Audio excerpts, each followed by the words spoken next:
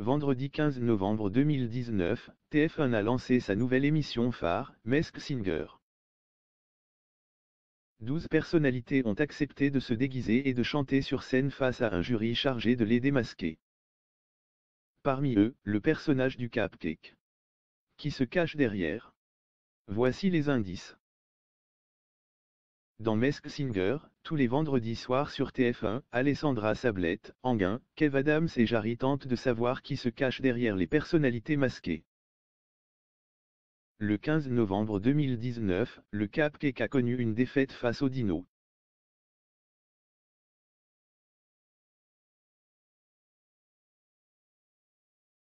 Qui se cache dans ce costume?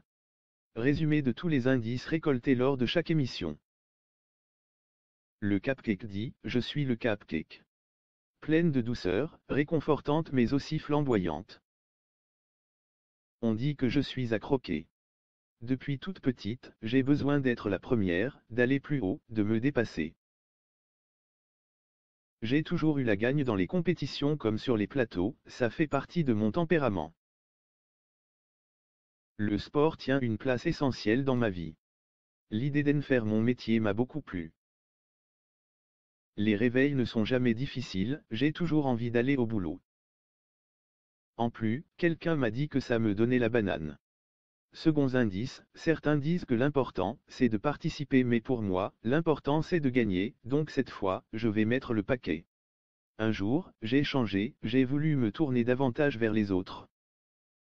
J'aimais mon travail, mais aider les autres à s'améliorer, les entraîner vers la victoire, tout cela a été un vrai renouveau pour moi, j'ai eu quelques petits succès, notamment en Pologne et je n'en suis pas peu fier.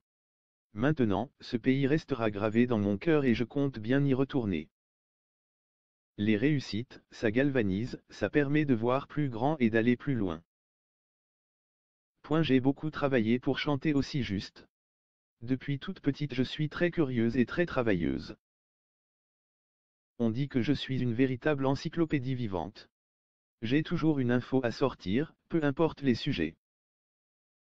Ça peut être une information totalement inutile. C'est pas forcément de la physique quantique.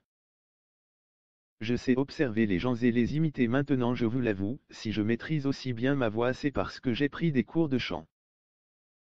Je n'ai pas peur des défis, c'est pour ça qu'aujourd'hui, je peux chanter comme les plus grandes chanteuses. Avec cette voix aussi à l'aise en français qu'en anglais, on se demande souvent si je suis canadienne ou québécoise. Ma mère parle anglais, mon père parle français et moi j'ai chanté en espagnol et en chinois, un vrai melting pot. Peu importe la langue, j'ai l'habitude de parler sans tabou.